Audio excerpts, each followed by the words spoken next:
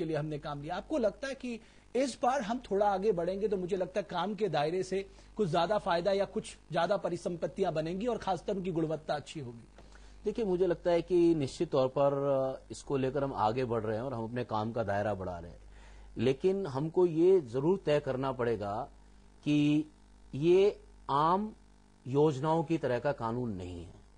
और इसका मतलब यह है कि इसका जो टारगेट है, जैसा कि आपने खुद कहा कि गरीबी का निर्मूलन करना है, और साथ के साथ अगर हम इस कानून को देखें तो इसमें ग्रामीण क्षेत्रों में स्थायी संपत्तियां पैदा करना है। साथ के साथ इसमें यह भी है कि यह बड़ा एक महत्वपूर्ण मुद्दा है कि ये संपत्तियां किसकी निर्माण होगी। मुझे लगता है कि इसके ऊपर कम चर्चा हो रही है। हमने इस कानून के अंदर साफ साफ सरकार, जब ये कानून बना था, सरकार ने कहा था जो निर्बल वर्ग हैं, जो दलित हैं, जो आदिवासी हैं, उनके खेतों की मुड़ेर बननी चाहिए, उनकी जमीन का सुधार होना चाहिए। भी कहा गया प्रायोरिटी में उनको लिया जाए, खुद प्रधानमंत्री कह चुके। लेकिन हम जैसा कि भारतीय समाज के ढांचे को जानते हैं, एक पिछले दरवाजे से अन्य किसानों के सवाल को भी लेकर आए, और हमें पक्का यकीन है कि यदि सरकार ने ये अन्यों के नाम पर, अन्यों को अगर सरकार लेकर आई है, जो इस अभी मौजूदा अमेंडमेंट में लेकर आई है सरकार, तो उससे तमाम दलित और आदिवासियों की जमीनें जिन पर सरकार का काम करने का कमिटमेंट था, वो डायलूट होने वाला है। अनीश गांधी साहब, क्या कहेंगे आप? नहीं, देखिए, इसमें कई जगह तो सिचुएशंस जो हैं वो सेंटर को सिर्फ इंफॉर्मेशन मिलती है उस चीज की, और वो सिर्फ स्टेट्स के साथ इसको लेके उनको रिक्वेस्ट कर सकते हैं, उनको किसी तरह की पेनल्टी का कोई इस तरह क्लॉज नहीं है, even if it's an act. इस पे बहुत जरूरी काम करने को अभी जरूरत है कि किस तरह से उनको पेनलाइज किया जाए बाकी स्कीम्स को लेके लिए। जैसे जी ने कहा कि इनको बाकी स्कीम्स से मिलता है, खासकर इस तरह की जब सामाजिक योजनाओं की बात होती है। अशोक भारती साहब, कुछ आंकड़े जो इस समय देखने को मिल रहे हैं, खासकर आउटले को लेकर हम चर्चा करते हैं, लेकिन इस आउटले में हमने देखा कि ग्रामीण अर्थव्यवस्था या ग्रामीण इंफ्रास्ट्रक्चर को मजबूत बनाने के लिए हमने पर्याप्त धन मुहैया करा है। हर स्टेट के पास पैसा है। क्या एक ईमानदार बहस छिड़नी चाहिए कि इसका आउटकम साल के अंत में हमें क्या मिलता है? ये मुझे लगता है कि जो भी पैसा चाहे केंद्र सरकार दे या राज्य सरकार दे या भारत की जनता के टैक्स से जो पैसा वसूल होता है, उसके एक एक पाई का हिसाब जनता को चाहिए।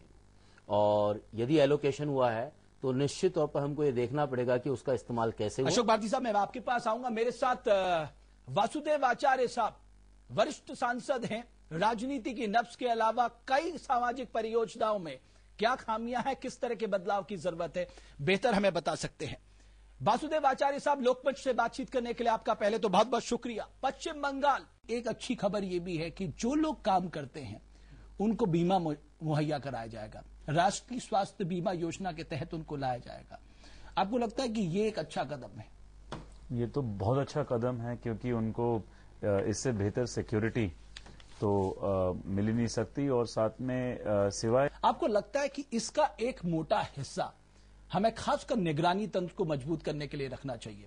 क्योंकि हमने देखा है कि अंतर्राष्ट्रीय स्तर में एक 8 से 10% हर जो एलोकेशन होता है उसका मॉनिटरिंग के लिए रखा जाता है, लेकिन हमारे यहां कोई बहुत ज्यादा पैसा खर्च मैंने देखा मॉनिटरिंग पर्पसेस के लिए नहीं होता।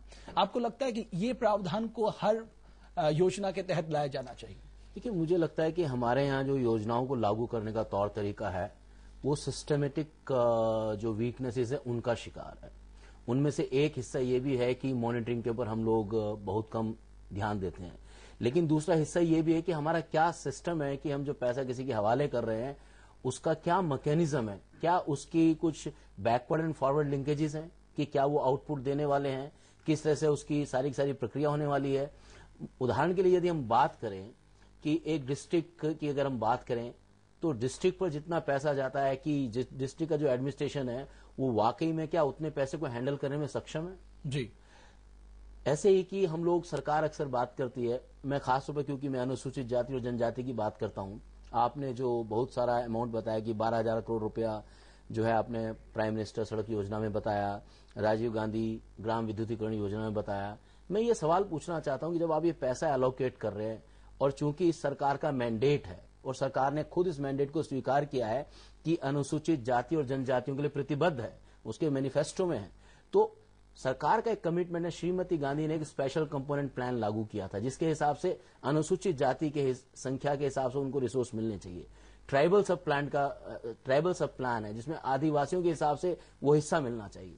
हम लोग सब जानते हैं कि जब हम भारत निर्माण की बात कर रहे हैं कि इस भारत निर्माण में हम गांव के विकास की बात कर रहे हैं, लेकिन उन टोलों का क्या होगा जो गांव की सीमा से बाहर है? उन गांवों का क्या होगा, आदिवासियों के गांव जो गहरे जंगलों में, वहां ना बिजली पहुंचने का कोई उदाहरण, मतलब कि जो आप बात कर रहे हैं राजीव गांधी ग्राम विद्युतीकरण योजना, लेकिन मैं आपको एक और उदाहरण देना चाहता हूं। इस बार एक और नई योजना शुरू हुई है, प्रधानमंत्री आदर्श ग्राम योजना, जिसमें मेन फोकस शेड्यूल कास्ट और शेड्यूल ट्राइब्स को रखा गया।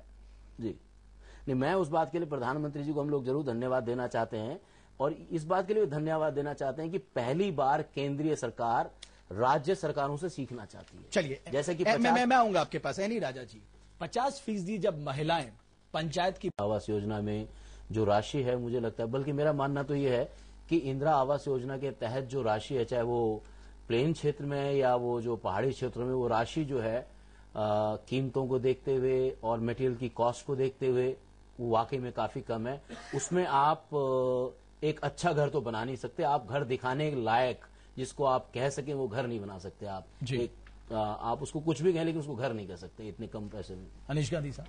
नहीं, I agree with him because उसमें देखिए मटेरियल कॉस्ट भी जो है, जब तक आपका वो सैंक्शन होता है प्लान, और जब तक आप प्लान वो जब